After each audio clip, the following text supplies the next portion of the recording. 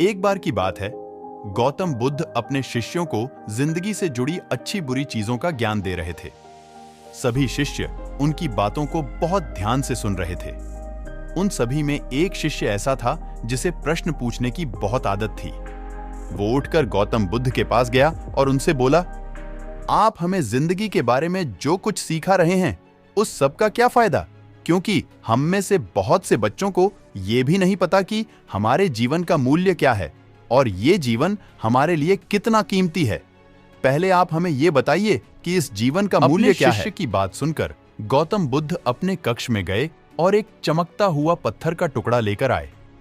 वो टुकड़ा उन्होंने अपने शिष्य को दिया और बोले, मैं तुम्हें इस जीवन का मूल्य तब बताऊंगा जब तुम इस पत्थर का सही मूल्य पता लगाकर आओगे।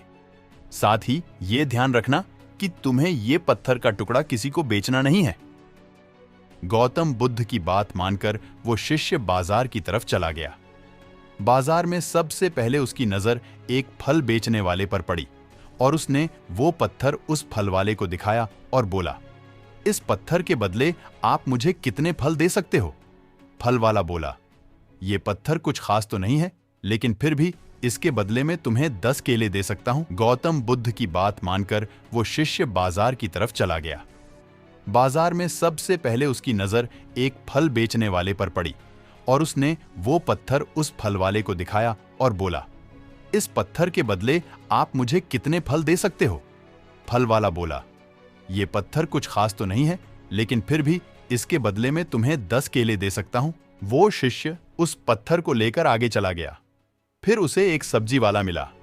शिष्य ने उस सब्जी वाले से उस पत्थर की कीमत पूछी। सब्जी वाले ने उस पत्थर को ध्यान से देखा और बोला, इस पत्थर की कीमत के बदले में तुम्हें ज्यादा से ज्यादा 1 बोरी भरकर सब्जियां दे सकता हूं। इसके बाद वो शिष्य उस पत्थर को लेकर एक सोने के व्यापारी के पास गया। उस पत्थर की टुकड़े की चमक देखते ही उस सुनार ने उसकी कीमत 100 सोने के सिक्के लगाई।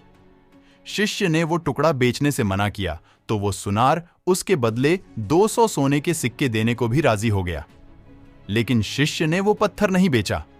इसके बाद वो शिष्य एक हीरों के व्यापारी के पास गया और उनके सामने उस पत्थर को देखते ही हीरों के व्यापारी ने एक साफ कपड़ा बिछाया, उस पत्थर को उसके ऊपर रखा, फिर उसकी परिक्रमा की और हाथ जोड़कर उस पत्थर को कपड़े में लपेटते हुए वो बोला, तुम जिसे मामूली पत्थर समझकर उसकी कीमत पूछ रहे हो, असल में ये एक बेशकीमती रूबी है।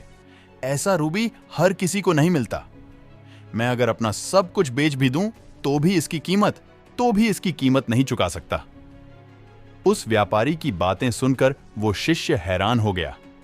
वो दौड़ा दौड़ा सीधा बुद्ध के पास आया और उन्हें उसने जो कुछ भी बाजार में हुआ वो सब बताया।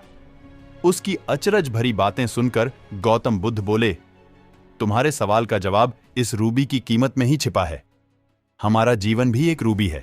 रूबी की तरह यह भी बेशकीमती है, लेकिन हम इस बात को हमेशा नजरअंदाज करते हैं और अपने जीवन का मूल्य नहीं समझते।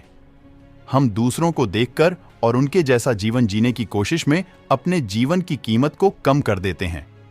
हम ये सोचते हैं कि हमारी जिंदगी की कीमत वही है जो दूसरे हमें बताते हैं, लेकिन ये बात हमेशा ध्यान रखना कि सामने वाला अपनी हैसियत, बुद्धि, अपनी समझ के हिसाब से तुम्हारी कीमत लगाता है। जिंदगी सिर्फ एक बार मिलती है, इसलिए इसको बर्बाद ना करें। अपनी जिंदगी को उतना ही कीमती समझें जितना कीमती आप अपने बैंक में रखें रुपयों को समझते हैं। आज के समय में लोग अपनी जिंदगी से ज्यादा कीमती प्यार, पैसों और दिखावे से भरी चीजों को समझते हैं। प्यार के चक्कर में लोग सुसाइड कर लेते हैं, पैसों के चक्कर में ऐसा काम करने लग जाते हैं जिससे उनकी जिंदगी बर्बाद हो जाती है। नाम कमाने के चक्कर में उल्टे सीधे काम करने लग जाते हैं। हमेशा याद रखें कि दिखावा करना जरूरी नहीं है। प्यार दोबारा मिल सकता है, पैसा फिर कमाया जा सकता है, लेकिन जिंदगी को फिर से पाया नहीं जा सकता। इसलिए अपनी इस बेशकीमती जिंदगी को अच्छे से जिएं, हर पल का आनंद लें। कभी ये ना सोचें कि आप इस दुनिया में किसी काम के नहीं हैं, न कभी ये सोचें कि आपकी जिंदगी व्यर्थ है, आपके होने या ना होने से कुछ फर्क नहीं पड़ता।